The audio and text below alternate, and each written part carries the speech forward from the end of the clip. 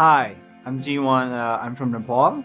Right now, we're in the place named Sanga, which is my hometown, and this is where I grew up when I was a kid. Right now, we're at our church, and the church is led by my father. I'm a pastor's kid. We love this church a lot, and this church has been here for the last 18 years. 16 years ago is when we started, actually, the first kid we kind of adopted. We had a very temporary church building here, but my eldest sister was one of the main person who was like, we really want to have kids because she actually had a really hard childhood because before coming to Christ, my family was economically, health wise, community wise, they're very poor.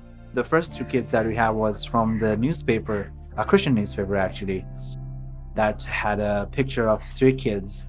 Actually, comes from a place where there is a tribe called Kamaya, and so Kamaya basically means slaves. So there would be a slave now if they were not here. So we talked in our family with the father and said I want to bring these kids into the church and then start this vision come slowly true no matter what the situation is. We never knew how we were going to feed them. We never knew how we were going to send them to school. We just had ideas. But then most of the ideas like fell. For 2 years, we were not able to pay anything. I mean, the schools were like giving us pressure to pay fees. And then grocery store was giving us pressure to pay their bills because it was like just piling it up. And we're like, we just can't do it. Some of these problems became very personal to our family too.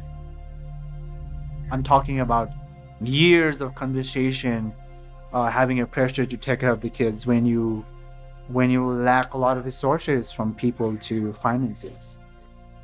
There are times that we were like, we have to send these kids on. And then somehow God works in a different way. He goes, no, I'll give you one more kid to take care of, instead of like, you can pay the bills. It's not easy to dream and have a vision because you're talking about not being able to pay for the fees and their food.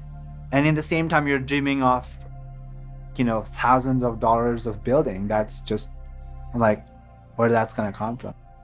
There are a lot of people who said, we will help you, did not help at all. And there were a lot of people, they said, we want to come and help take care of the kids. They didn't do it.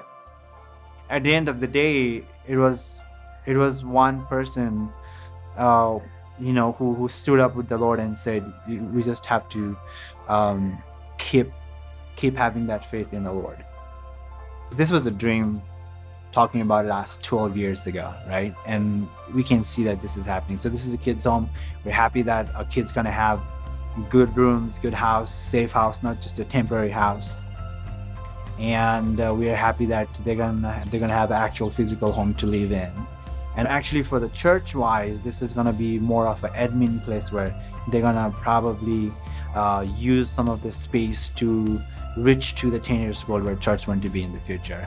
It's a miracle. I think the exact word I want to put it is it's a miracle. Personally, I can still believe it.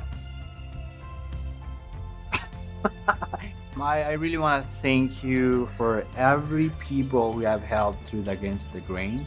I really want to thank you for donating a lot of fund to make this happen.